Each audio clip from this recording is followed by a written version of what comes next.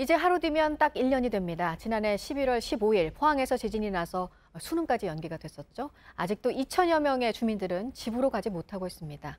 지진이 나고 두 번의 겨울을 맞게 된 사람들 밀착 카메라로 취재했습니다. 김도훈 기자입니다.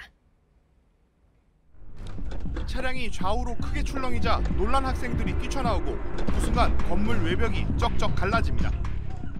영상이 촬영된 포항시내 한 중학교 건물입니다. 갈라졌던 외벽은 이렇게 보강 공사를 마쳤는데요.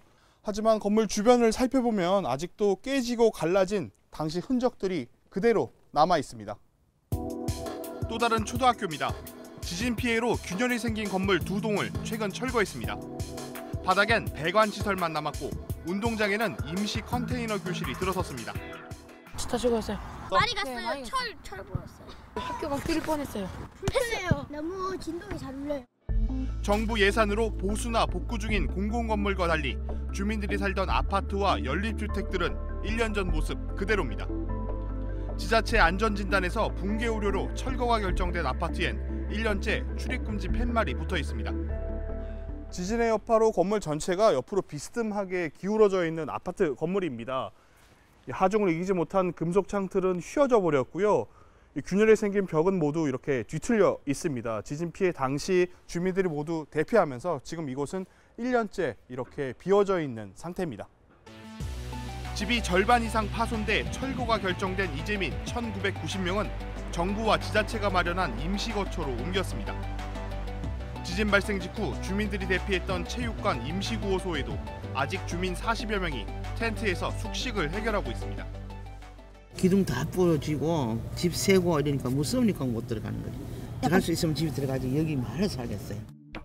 살고 있는 집이 일부 파손 판정을 받았지만 집으로 돌아가지 못하고 구호소나 친인척 집을 전전하고 있는 겁니다.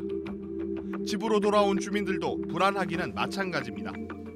갈라진 틈으로 비가 다 들어오기도 하고 그냥 안전하니까 살아라. 어쩔 수 없이 있는 거예요. 텐트 생활을 할 수 없는 주민들이 대부분입니다. 사는 사람은 이제 환자들이 거동이 불편하고 그런 분들이 계시고 또 그 보호자들이 있고 갓난아기 6개월 되는 사람들은 인근의 또 다른 집 안으로 들어왔습니다. 천장은 완전히 무너져 내렸고요. 이 안을 보시면 바닥에는 파편이 어지럽게 널려 있습니다.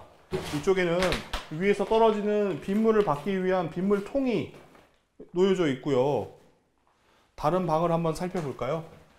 이 방 문도 여전히 제대로 닫히지가 않습니다.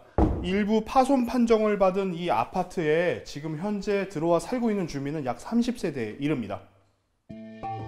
임시보금자리 단지에는 집이 완전히 무너진 이재민들이 살고 있습니다. 최대 2년까지만 머물 수 있어 1년 뒤에는 다른 곳을 알아봐야 합니다. 완파다했어요. 전재산이고 하나뿐이라요. 그런데 그게 없어졌으니까 그거 어떻게 해요? 갈 데가 없으니까 옆 붙어 있는 거예요. 철거 이후 재건축을 추진할 수 있지만 개인 부담금만 1억 원 이상 들어 엄두조차 내지 못합니다. 지진 발생 이후 살던 집을 나와 구호소나 임시주택에서 생활하는 주민은 모두 2천여 명에 이릅니다. 노인이나 저소득층 등 경제적 약자가 다시 일어설 수 있는 피해복구 지원책 검토가 필요해 보입니다. 밀착 카메라 김도훈입니다.